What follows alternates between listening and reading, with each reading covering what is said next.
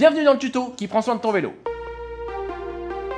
Aujourd'hui, on va parler des tailles des Super 73. Sachant que pour tous ces tests, je suis un humain de 1m75 pour 80 kg. On commence avec le Z Miami qui m'arrive au milieu des cuisses et qui a une hauteur qui oscille entre 72 et 74 cm. Quand je m'assois dessus, énormément d'espace entre mes fesses et la selle. Arrête de mater mon boule. Donc vous serez très bien sur ce vélo si vous faites entre 1m50 et 1m70. Voici la taille du ZX Z Adventure. On est au niveau de l'entrejambe. Et si on mesure exactement la hauteur, on est entre 79 et 81 cm. Et si je m'assois dessus, les talons au sol, je suis droit, c'est pile à la hauteur d'entrejambe. Donc je dirais que le ZX Z Adventure est parfait pour quelqu'un entre 1m60 et 1m75. Et on continue avec le S2, avec cette selle toute plate. Il m'arrive en haut des cuisses, qui varie en hauteur de 78 à 82 cm. Et quand je m'assois dessus, arrête de regarder mon boule. Si je me mets à l'avant de la selle, debout sur les talons, j'ai même un petit peu d'espace entre la selle et le vélo. Et si je me mets à l'arrière de la selle, c'est là où je commence à être un tout petit peu sur la pointe des pieds. Pour le S2, je dirais que quelqu'un qui fait entre 1m60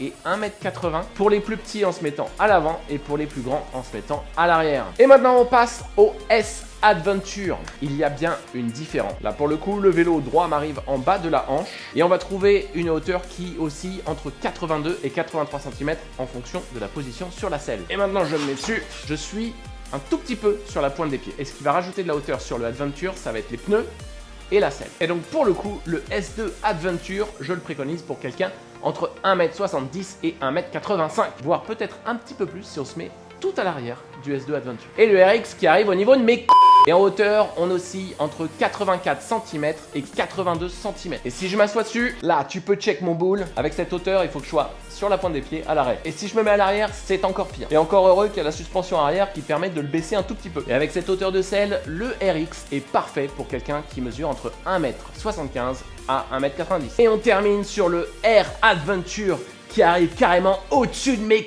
avec une selle qui oscille entre 86 et 85 cm de haut. Et maintenant, si je m'assois dessus, là, il faut que je sois carrément sur la pointe des pieds, que ça soit à l'avant du vélo ou à l'arrière du vélo. Le R Adventure sera parfait pour quelqu'un de 1m75 à 1m90 et plus. Et si tu veux plus de tutos, abonne-toi.